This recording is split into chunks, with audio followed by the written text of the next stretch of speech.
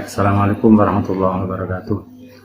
Bismillahirrahmanirrahim. Wassalatu wassalamu ala Rasulillah Sayyidina Muhammad bin Abdillah wa ala alihi washabbihi wa la haula wa la quwwata illa billah. Ma ba'du. Anak sekalian, hari ini adalah pertemuan pertama tentang mata kuliah tafsir dan hadis ahkam. Ya. Hadis ahkam, hadis hukum keluarga, di mana dalam semester ganjil ini saya mengajar di hukum keluarga semester 3, kemudian hukum keluarga 4, keluarga 3, dan keluarga AS2 ya. AS3 dan AS4 ya. Yang terkait dengan mata kuliah tafsir dan hadis ahkam. Karena ini ada 4 SKS, di mana tafsir dan hadis itu ada dua muatan mata kuliah, yaitu hadis, tafsir dan hadis ya. Tafsir adalah 2 SKS, hadisnya 2 SKS ya. Kemudian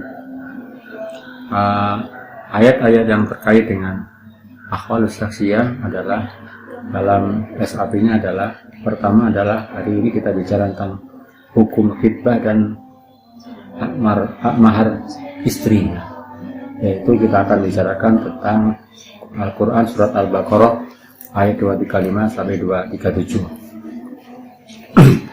Dalam pertemuan yang lalu saya sudah menjelaskan tentang sekilas tentang tafsir, apa itu tafsir, definisi tafsir sudah saya jelaskan secara panjang lebar, perbedaan tafsir dengan hadis dan macam-macam tafsir. Kita ini adalah membahas tentang namanya tafsir maudhu'i. Jadi tafsir maudhu'i adalah tafsir yang sifatnya tematis ya. Jadi tafsir maudhu'i, jadi tafsir yang tematik ya. Tafsir yang memang fokusnya satu bahasan. Nah, malam ini adalah bicara tentang khitbah dan bicara mahar, hak mahar bagi istri. Allah Subhanahu wa taala menyebutkan dalam surat Al-Baqarah ayat 235 sampai 237 ya. Saya bacakan. Saya menggunakan kitab tafsir Ruwaiyul Bayan yang ditulis oleh seorang ahli tafsir bernama Muhammad Al-Yasobuni, jilid 1, halaman 369. Nanti mungkin saya fotokopi bisa di copy nanti ya. Ayat pertama adalah 235. A'udzubillahi minasyaitonirrajim. Bismillahirrahmanirrahim.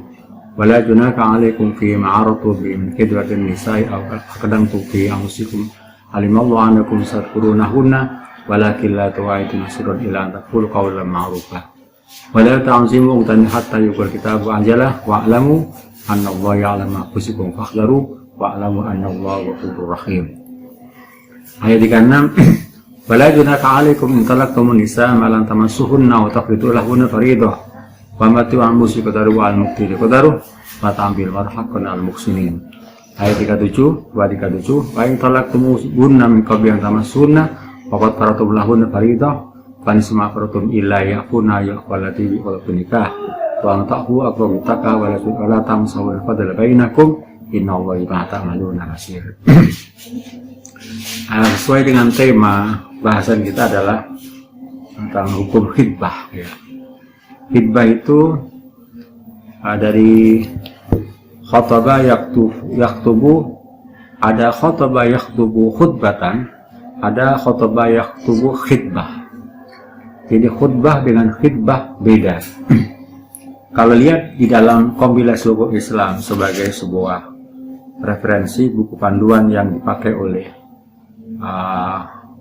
kompilasi hukum Islam oleh para hakim di peradilan agama, di mana di dalam buku 1 hukum perkawinan bab 1 disebutkan bahwa khitbah itu diartikan dengan namanya peminangan. Yang dimaksud dengan khitbah peminangan ialah kegiatan upaya ke arah terjadinya hubungan perjodohan antara seorang pria dengan seorang wanita.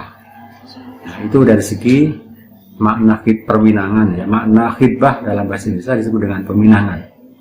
Kemudian juga disebutkan di dalam kompilasi mulai dari pasal 11 ya, bab 3 peminangan, pasal 11 sampai pasal 13. Itu adalah pasal-pasal yang berbicara tentang peminangan ya. Disebutkan dalam pasal 11, peminangan dapat dilakukan oleh seorang yang berkehendak menjadi pasangan jodoh, tapi dapat pula dilakukan oleh perantara yang dapat dipercaya. Pasal 12, peminangan dilakukan terhadap orang wanita yang masih perawan atau terhadap janda yang telah habis masa iddahnya. Pasal 12 ayat 2, wanita yang ditalak suami yang masih berada dalam masa iddahnya haram dilarang untuk dibina. Ya, nanti kita akan bahas tentang bagaimana hukumnya tentang khitbah ketika perempuan yang dalam keadaan iddah. Kemudian di dalam beberapa istilah fikih ya, di dalam terminologi khitbah di dalam kajian fikih banyak ulama memberikan definisi-definisi yang berbeda. Jadi disebutkan waqad arafal fuqaha al-khitbah bi ta'rifatin 'alidatin taturu kullaha hawla ma'na khitbah itu apa? Iltimasul khatibi an-nikah min yatil maktubah.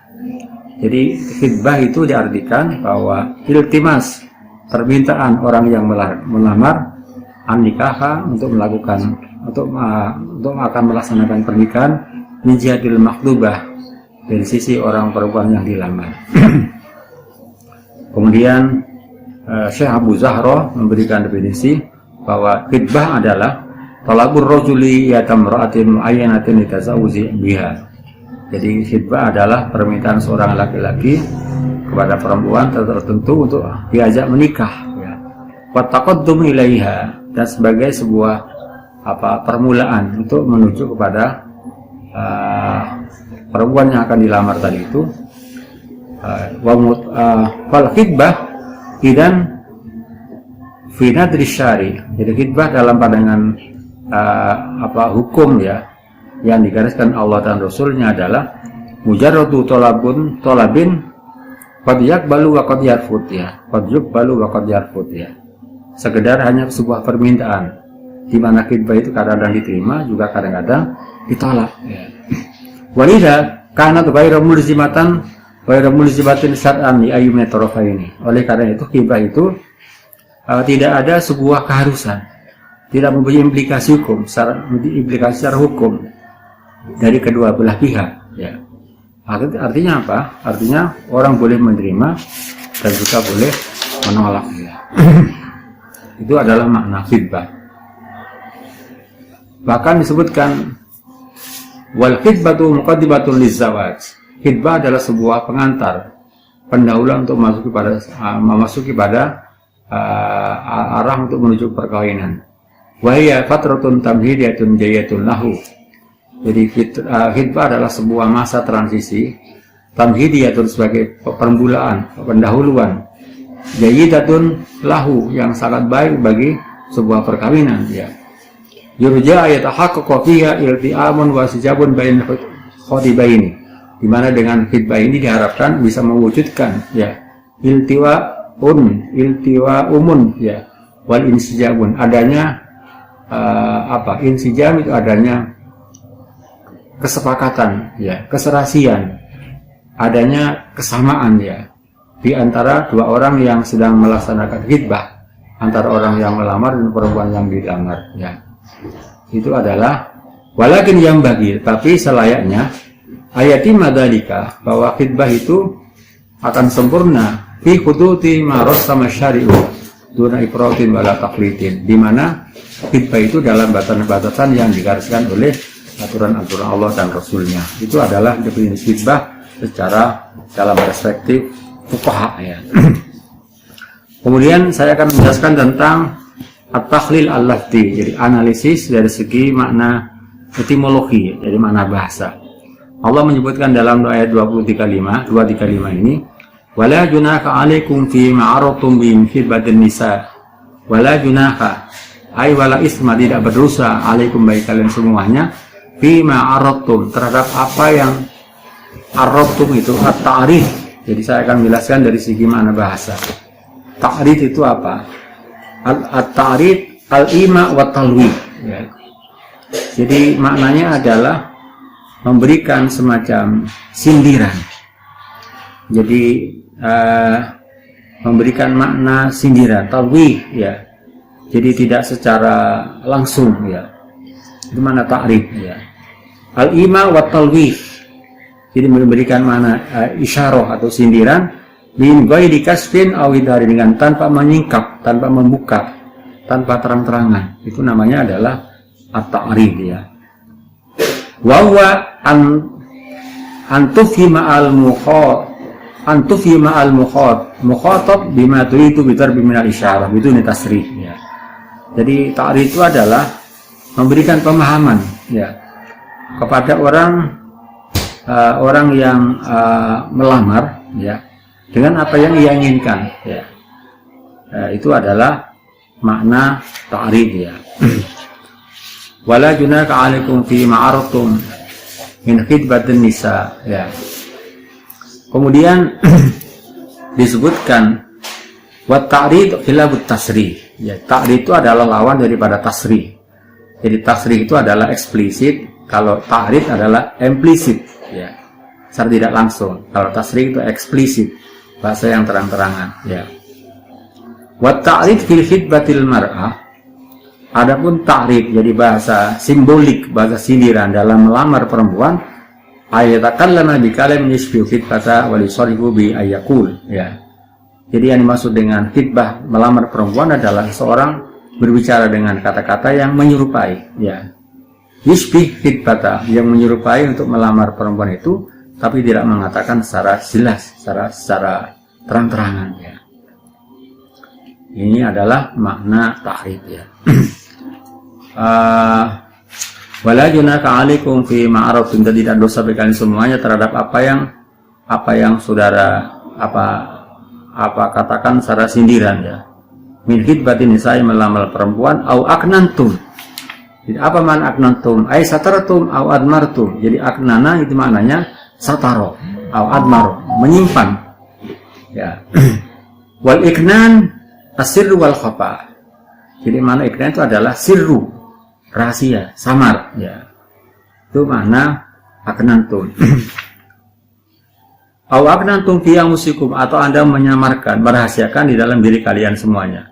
Alimallahu annakum satadkurunahunna. Alim Allah mengetahui bahwa kalian semuanya satadkurunahunna, kau akan menyebutkan kepada perempuan-perempuan itu, walakin la tu'iduna sirron ya. Walakin la tu'iduna sirron. Tapi janganlah kau menjanjikan perempuan itu sirron. Jadi mana sirron di sini, al-muradu bisirri adalah an-nikah ya. Mana sirrun adalah nikah ya. Kemudian Ibnu Qutaibah mengatakan ustiro asirru alinikah ya, mengatakan ustuiro menggunakan bahasa isti'arah, bahasa sindiran. Asirru itu diartikan makna nikah. Alasannya apa? Ya, nikah yakunu sirron baina zaujaini. Karena nikah itu adalah kadang-kadang makna berarti sebagai sebuah makna rahasia di antara calon suami istri. Kemudian makna daripada ayat itu, wal makna ala tu'aiduhunna bizawaj, janganlah kamu menjanjikan pada perempuan-perempuan itu bizawaj dengan pernikahan. Wa hunna, adapun wanita-wanita itu fi halatil iddah, dalam keadaan iddah. Jadi perempuan dalam keadaan iddah itu tidak boleh orang melakukan khidbah secara eksplisit. Tapi kalau secara implisit, secara tidak langsung, itu diperbolehkan. Ilan taqulu qawlan ma'rufah wa la ta'zimu udatan nikahi hatta yablughal kitabu ajalah. Dan janganlah kau bersikukuh ya. Wa la ta'zimu udatan nikahi wa la ta'zimu udatan nikahi hatta yablughal kitabu ajalah ya. Wala ta'zimu uddatan nikahi hatta yablughal kitabu ajalah. Dan janganlah kamu menetapkan akan nikah sebelum habis masa iddahnya ya. Wa'lamu annallaha ya'lamu ma fi anfusikum fakhdaru ya. Ini adalah makna lughah ya. Ajalah Artinya maksudnya ajalahnya adalah aini hayati. Artinya setelah berakhirnya daripada masa iddah daripada perempuan itu. Wahdaru ayat takuhu iqabahu. Takutlah kamu akan hukuman Allah Ta'ala. Ini adalah ayat 235 sampai 237 adalah bicara tentang khitbah, melamar perempuan di mana posisi perempuan dalam keadaan iddah. Jadi kalau perempuan dalam keadaan iddah, maka tidak boleh melakukan khitbah secara eksplisit ya. Al-ma'na ijmali, makna secara global. Yubayyinullahu ta'ala, Allah menjelaskan khitbatan nisa al-mu'taddati ba'da fadi azwajina. Allah SWT telah menjelaskan tentang status hukumnya melamar perempuan yang sedang menjalani masa iddah setelah ditinggal mati oleh suaminya. Ya. Faqala jalla sanahu ma'manahu, di mana Allah Ta'ala berfirman wala junaka alaikum ya. Maknanya adalah la dhaiqa wala kharaja alaikum ayyuhar rijal. Jadi kitabnya itu adalah bahwa tidak berdosa bagi orang laki-laki untuk melamar perempuan yang sedang menjalani masa iddah untuk fi ibda'ir rubbah bitazawwuj, menampakkan sebuah sikap simpati, rasa senang untuk menikah ya, kepada perempuan yang sedang menjalani iddah bitori kitalmi la tasri. Jadi gak apa-apa, tidak berdosa kalau caranya secara implisit, tidak secara eksplisit. Tapi kalau eksplisit itu dilarang ya. Fa inna Allah ya'lamu ma akhfaitumuhu. Allah Ta'ala telah mengetahui apa yang saudara rahasiakan. Fi anfusikum, dalam diri kalian semuanya, minal mayli nahba'una, untuk cinta atau senang kepada perempuan-perempuan yang sedang menjalani iddah ya. Walakin la yasihu an tushhiru bi adirruba wa unna fi iddah. Kita tidak boleh ya untuk secara terang-terangan menamakan sikap senang itu sedangkan posisi perempuan posisi perempuan itu dalam keadaan iddah. Illa bi tariqit ta'rid ya. Kecuali dengan cara secara implisit ya. Wabil ma'ruf, yang kedua adalah dengan cara yang baik ya. Ya. Bi syarti alla yakuna hunaka fuhsyun aw ifhasyun fil kalam. Dengan catatan tidak ada sebuah kata-kata yang fokus yang katakan kata-kata yang buruk ya. Wala ta'zimu dzatan nikahi an yata'ala ala aqdiz nikah hatta tantahil iddah. Janganlah kamu punya keinginan yang kuat untuk melaksanakan nikah sehingga sampai berakhir masa iddahnya ya. Wa'lamu annallaha mutali'un ala asrarikum wa dabairikum. Dan ketahuilah Allah Ta'ala melihat terhadap apa yang sudah rahasiakan dan Allah akan menghitung apa yang ada di dalam hati kalian semuanya. Kemudian lataifut tafsir. Jadi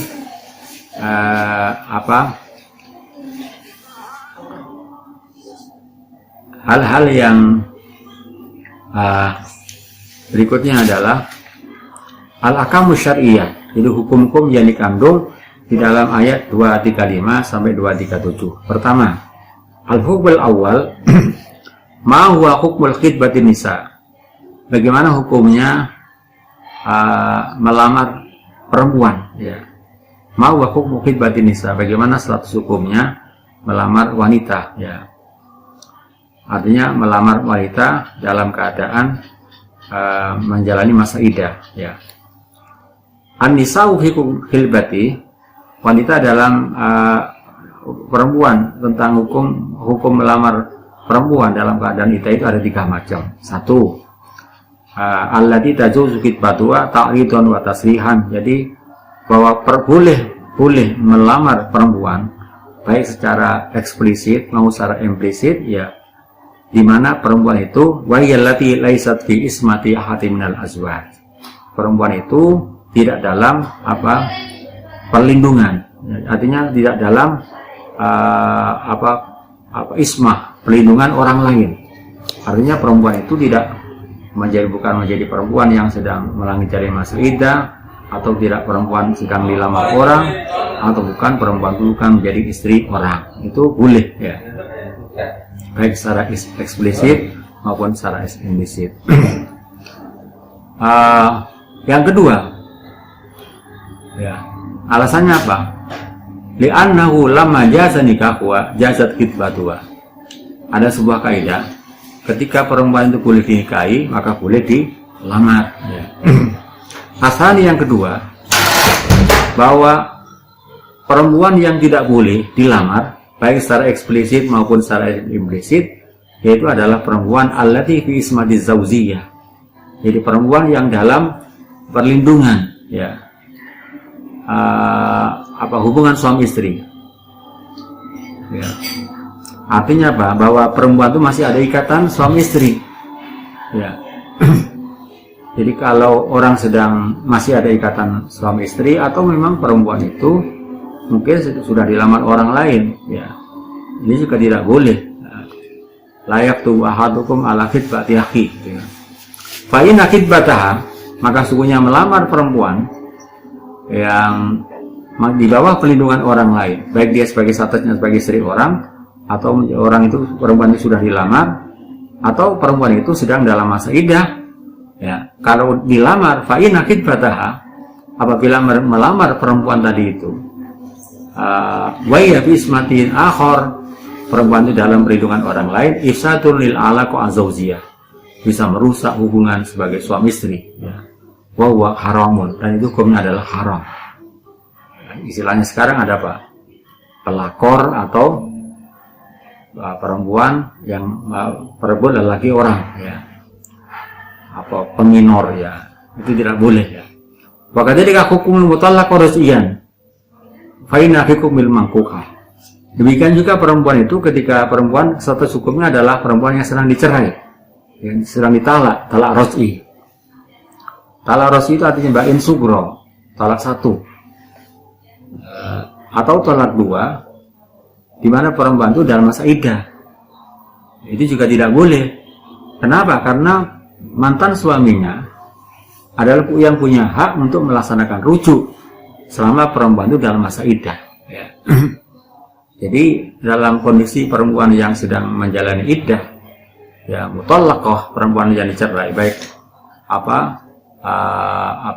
mutallaqah, ya, baik tolak ros'i terutama, itu adalah dilarang orang melamar kepada perempuan itu, ya, karena kedudukan perempuan adalah sama dengan kedudukan perempuan yang sudah menikah. Yang ketiga adalah allati la tajuzu khitbatuha, perempuan yang tidak boleh dilamar, ta'ridun la tasrihun. Jadi perempuan tidak boleh dilamar secara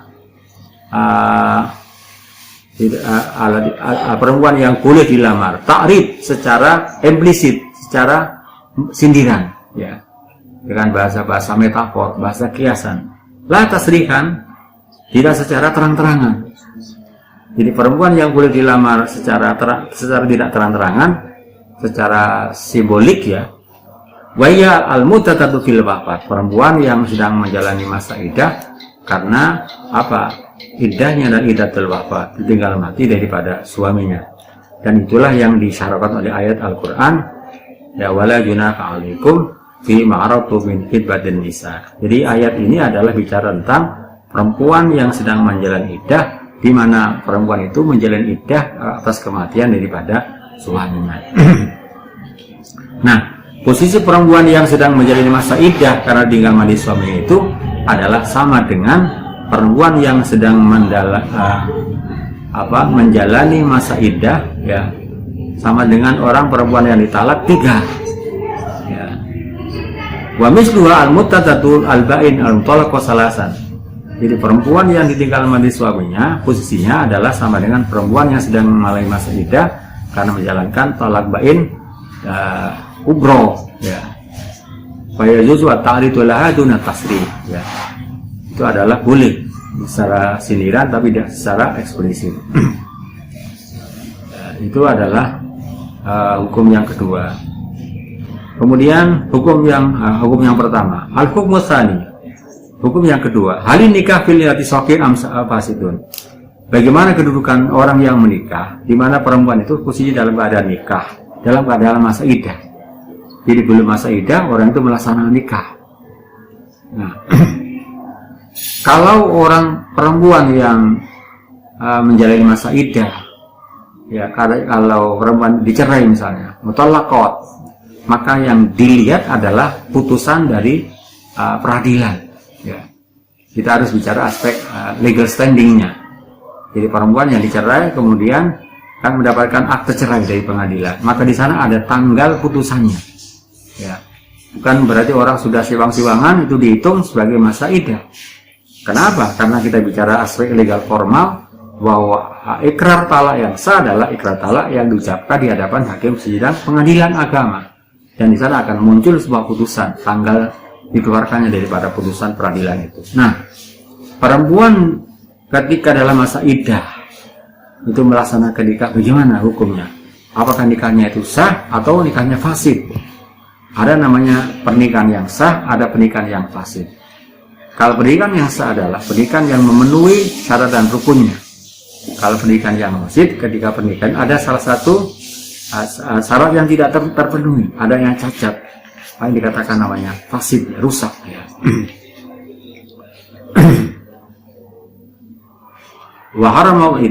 Waharamallahu ta'ala nikah fil iddati. Allah Ta'ala mengharamkan untuk melaksanakan nikah di dalam kepada perempuan yang sedang menjalani masa iddah. Ya.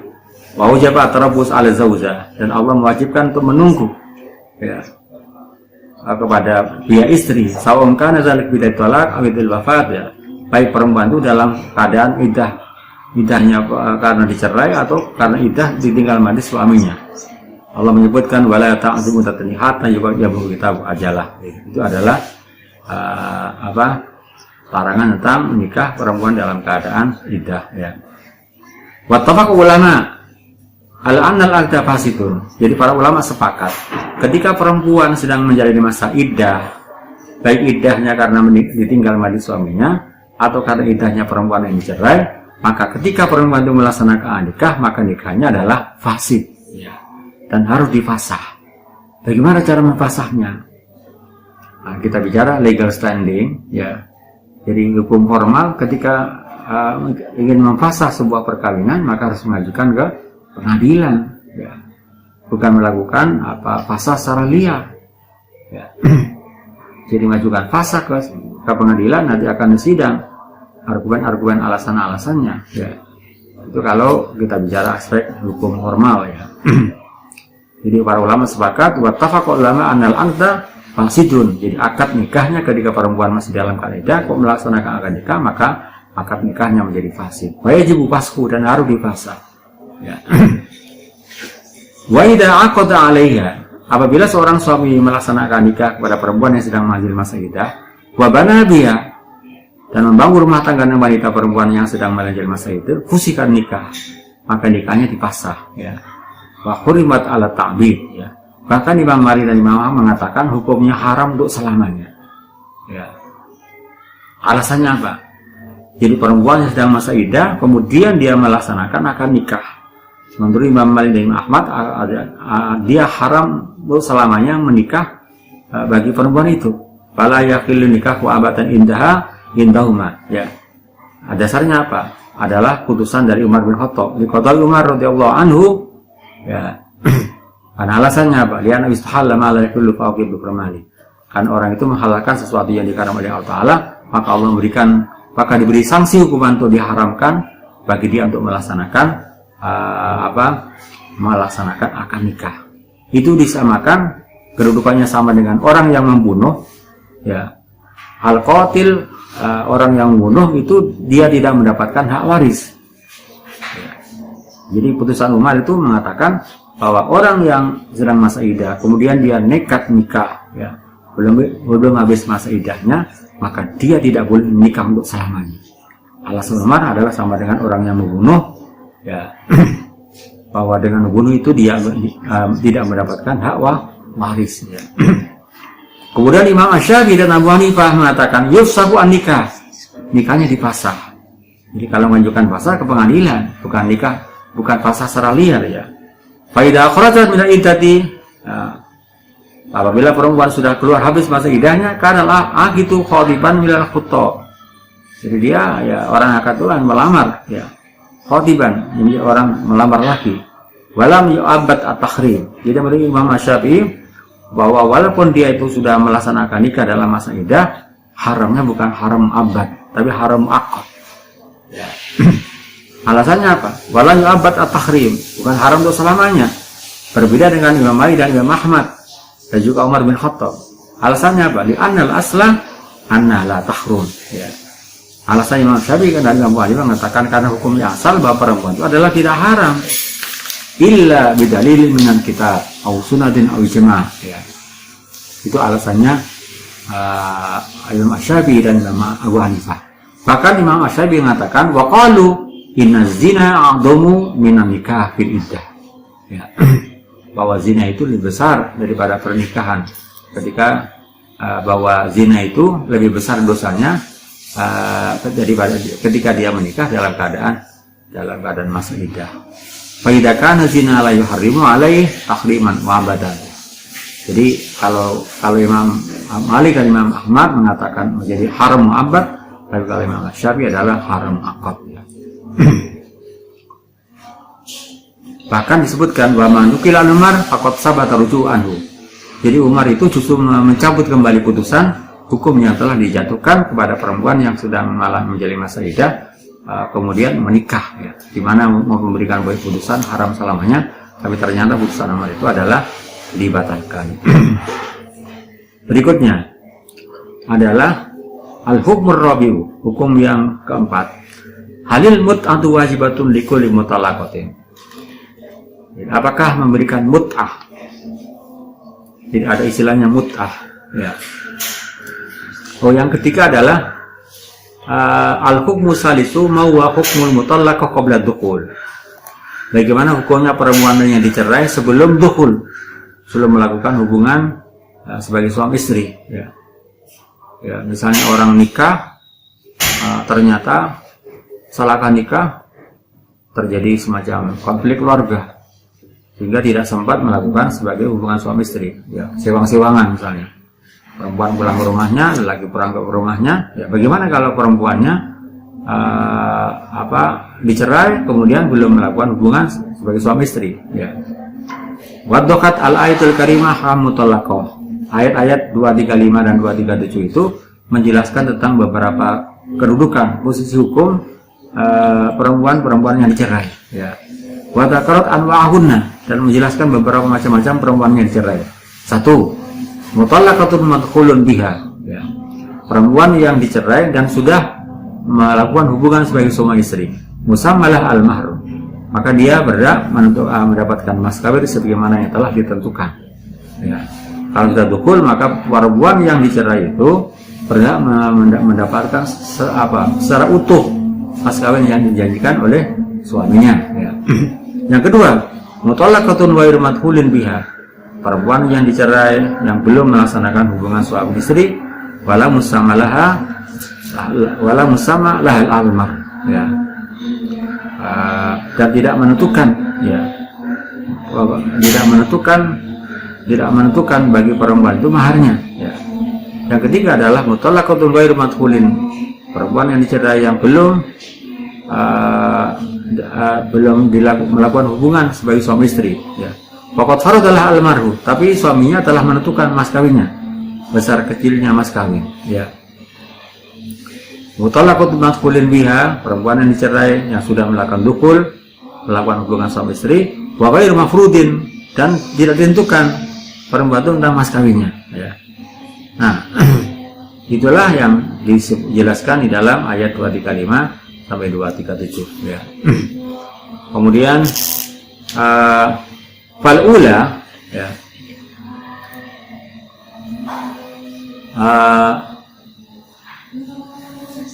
itu adalah posisi ayat 235 sampai 237. Kemudian yang berikutnya adalah hukum yang keempat, al-hukmur rabi. Hukum yang keempat adalah halil mut'atu wajibatun likulli mutallaqatin. Apakah memberikan mut'ah, ya. Jadi mut'ah itu dari kata mat'aimati mut'atan. Jadi mut'ah itu kompensasi kepada perempuan. Jadi perempuan diberi kompensasi ketika dicerai, kemudian diberi semacam pelipur lara, sesuatu yang menyenangkan, bekal sedikit bagi perempuan yang dicerai, ya.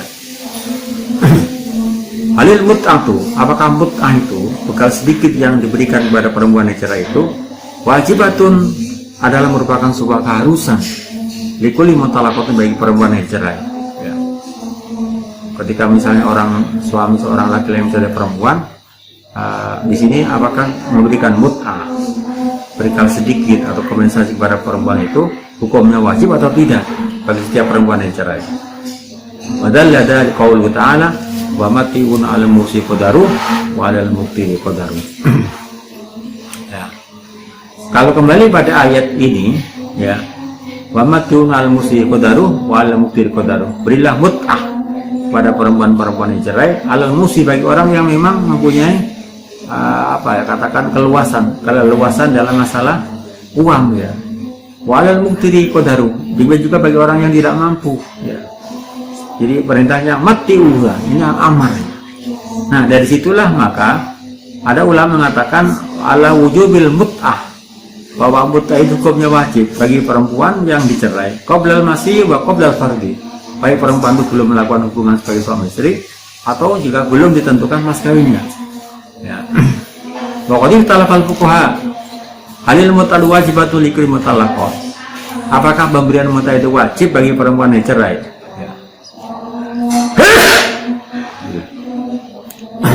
Apakah memberikan kompensasi pada perempuan itu wajib bagi setiap perempuan yang dicerai?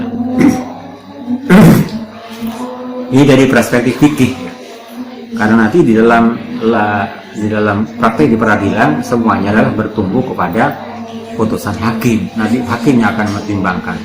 Ya. Hakim mempunyai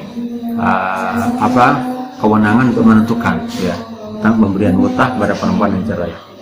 Dalam perspektif fikih, perspektif fuqaha mengatakan Fadabal Hasan wal Basri, Imam Al Hasan Al Basri mengatakan bahwa ila anna wajibatul likulli mutalaqatil umum bi qouli ta'ala.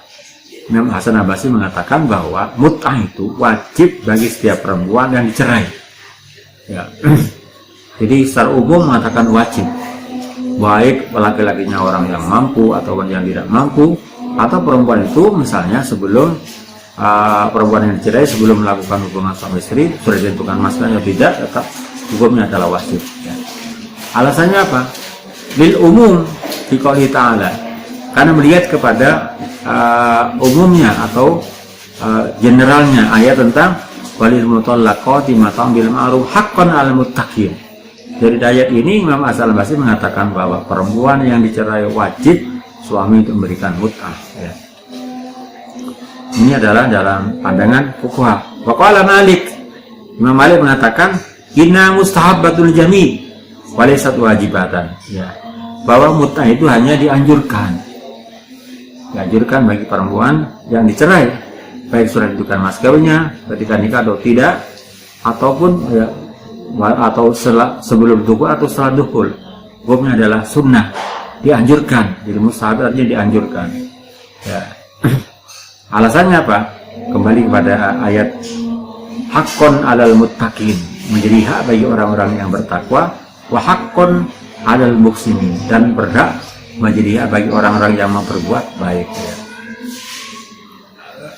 Imam Malik mengatakan kalau toh memang mut'ah itu wajib, maka Allah akan memutlakkan bukan 'alal muttaqin, bukan 'alal muhsinin, tapi Allah mengatakan haqqon 'alal khalqi ajma'in. Alasannya begitu. Yang ketiga, al-jumhur, mayoritas ulama. Bagaimana pandangan mayoritas ulama tentang mut'ah bagi perempuan yang cerai? Madhabal jumhur ala Hanafiyah wa Syafi'iyah wal Hanabilah annaha wajibatun lil mutallaqah. Ya, alati lam yurad lah mahrun ya. Imam jumhur ulama mengatakan bahwa perempuan yang dicerai ya, wajib ya mendapatkan mut'ah, terutama bagi perempuan yang belum ditentukan mas kawinnya oleh pihak suami ya. Adapun seorang perempuan yang sudah ditentukan ketika akan nikah mas kawinnya ya, amalladzi furidalaha mahrun fatakunul mut'atul mustahabah. Kalau perempuan ini sudah ditentukan mas kawinnya bagi perempuan yang cerai itu ya, maka hukumnya adalah hanya sunnah ya. Mustahab itu artinya sunnah, mandub ya, dianjurkan. Itu adalah pendapat riwayat Ibnu Umar, Ibnu Abbas, Ali, dan dikatakan oleh Imam Ali As-Sobuni, wala'allahu yakun arja. Barangkali pendapatnya adalah pendapat yang paling kuat ya. Yang lebih kuat, yang lebih unggul. Yang kelima adalah al-hukmul khamisu ma mana buttah wa ma huwa miqdaruhu. Apa yang maksud dengan buttah itu? Jadi Allah mengatakan wa matiun al-musi qadaru wa alal muqtiri qadaru ya. Itu apa makna buttah di situ ya. Pertama al-mut'ah ya, disebutkan al-mut'ah adalah ma yata'uzahu min malin aw qiswatin aw mata'in li zawji al-mutallaq. Mut'ah adalah sesuatu yang diberikan oleh pihak suami ya. Mayat fa'u apa yang diberikan oleh seorang suami min malin, baik berbentuk uang, harta, aw qiswatin pakaian, aw mata'in atau benda, barang ya. Benda atau barang li zawjati kepada istrinya al-mutallaqah yang dicerai. Jadi mut'ah itu adalah sesuatu yang diberikan oleh suami baik berupa harta, uang, pakaian atau barang misalnya kepada istrinya yang dicerai. Tujuannya apa? Aunan laha, dalam rangka menolong kepada pihak perempuan itu, baik roman, dan memberikan semacam apa, penghormatan lah ya, memberikan penghormatan, memberikan semacam apresiasi lah. Wadapan di waksati tolak, dan dalam rangka menghilangkan jadi waksati tolak, jadi akan apa, waksa itu semacam kegelisahan dari sebuah perceraian. Nah, bagaimanapun ketika perempuan dicerai itu jadi pukulan berat. Perempuan itu adalah beralih statusnya menjadi seorang janda, itu juga secara psikologis adalah mempunyai dampak ya, secara psikologis ya. Wa taqdiruha mufawwatun ila istihad. Adapun perkiraan masalah mut'ah itu ya adalah semuanya diserahkan kepada hasil istihad, istilahnya para hakim. Jadi hakim yang bisa menentukan terhadap keberadaan berapa mut'ah yang diberikan oleh suami kepada istri ya, itu adalah kewenangan dari hakim. Waqala Malik, Imam Malik mengatakan laisa lil mut'ah indana hatun ma'ruf. Imam Malik mengatakan mut'ah itu tidak ada batasan yang jelas ya, tentang sedikit dan banyaknya, fi qaliliha wa kathiriha. Jadi tidak ada semacam maksimal minimalnya, tidak ada ya. Maka tadi dikatakan mufawwatun ila istihad, semuanya adalah dikembalikan kepada istihad hakim ya, melihat kepada keberadaan daripada masing-masing suami dan istri. Wa qala Syafi'i, Imam Syafi'i mengatakan al-musabu al-musi qadimun ya, dianjurkan bagi orang yang kaya ya, orang yang luasa ini qadimun ya, menyiapkan apa, pembantu. Walal mutawassiti salasuna dirhaman, orang yang tengah-tengah ya, tidak kaya dikasih miskin adalah salasuna dirham, 30 dirham. Walal muqtiri, bagi orang yang tidak mampu ya, maknaatun ya, sesuatu yang apa, maknaah ya, artinya ya yang bisa diterima lah ya, tidak terlalu memberatkan ya. Jadi kata konaah ya, harus menerima apa adanya pemberian dari pihak suami. Wa qala Abu Hanifah aqul wa dir'un wa qimarun wa milhab wa malhafatun. Imam Abu mengatakan bahwa mut'ah itu minimal adalah dir'un ya. Dir'un itu artinya kalau dulu itu adalah baju rompi untuk berperang.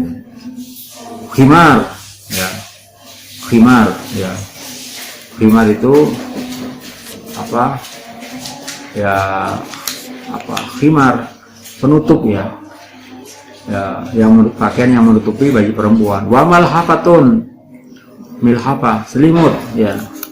Wala dizalu ada bil mari, tidak boleh lebih dari setengah mas kawin ya. Abu Hanifah. Wa qala Ahmad ya dir'un wa khimarun bi qadri ma tusyubi as-salat.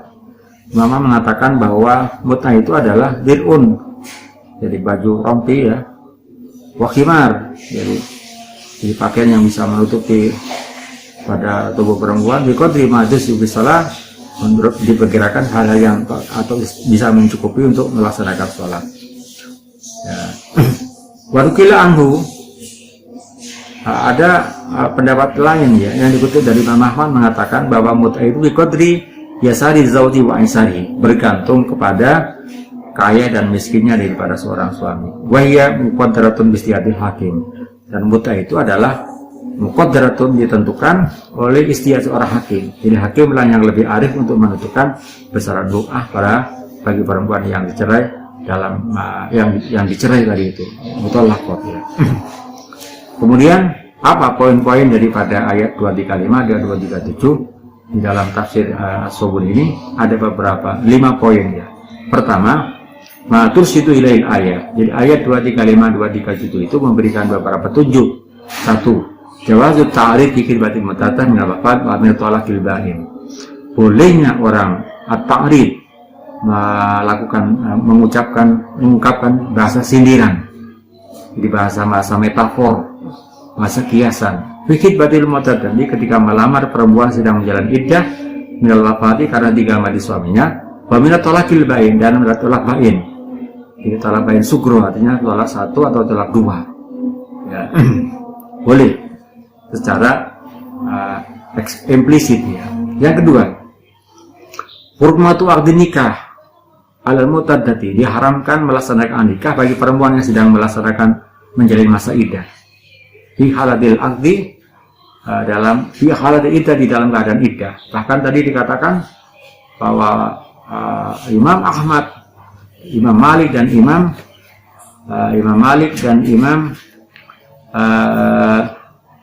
Ahmad mengatakan bahwa perempuan yang sedang menjalani masa iddah kemudian dia melaksanakan nikah, maka sanksinya adalah dia diharamkan untuk menikah untuk selamanya. Ya, sama dengan pendapat Imam Umar bin Khattab bahwa hukumannya adalah sama orang yang muslim yang membunuh orang muslim lain atau saudaranya ya, maka tidak mendapatkan hak waris. Walaupun ada yang mengatakan Umar mencabut terhadap putusan itu. Haram melaksanakan nikah ya. Nah, terkait dengan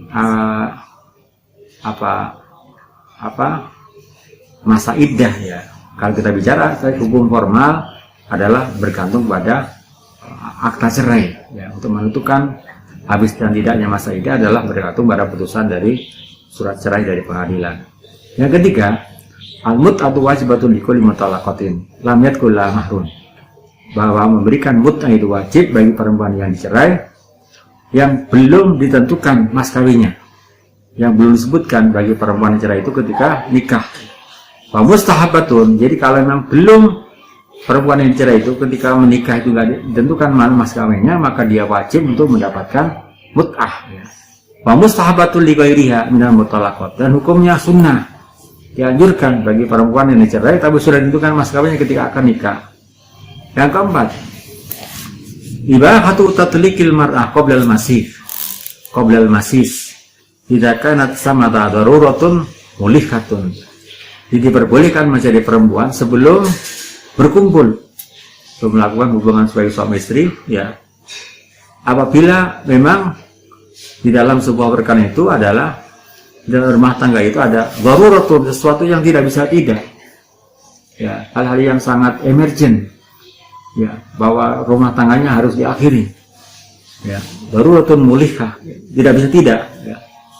Ada sebuah faktor, ada sebuah sebab yang tidak mungkin itu dilangsungkan rumah tangganya, itu diperbolehkan. Walaupun memang agama mengatakan abghadul halal ilallah ya talaq ya, halal abghadul halal ila talaq, perbuatan halal yang dimurka oleh Allah adalah perceraian ya.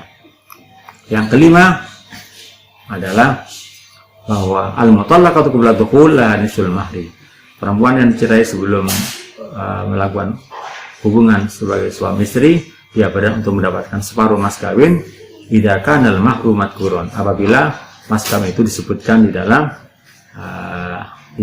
akad nikahnya ya. walaupun belum melakukan hubungan sebagai suami istri, maka mas kawin yang telah disebutkan di dalam akad nikah itu, perempuan itu berhak untuk mendapatkan separuh dari jumlah mas kawin yang telah disepakati. Baik, saya kira itu penjelasan tentang surat Al-Baqarah ayat 235 sampai 237 terkait dengan khitbah ya, dengan khitbah ya. Ini adalah pertemuan pertama, dan insya Allah nanti kita lanjutkan di pertemuan berikutnya, yaitu sesuai dengan SAP yang ada. Terima kasih. Selamat menyimak, mohon disimak terhadap materi-materi yang saya bacakan di dalam kitab tafsir Ayatul Ahkam, Ruwaul Bayan, Tafsir Ayatul Ahkam dari Al-Quran Al-Muhammad Al-Yasobuni, jilid pertama halaman 2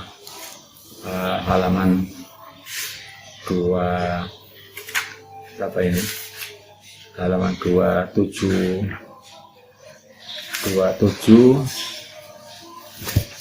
halaman 369 sampai 380. Terima kasih. Kita dengan doa kafaratul majlis. Bismillahirrahmanirrahim. Subhanakallahumma wa bihamdika asyhadu an la ilaha illa anta astaghfiruka wa atubu ilaik. Assalamualaikum warahmatullahi wabarakatuh.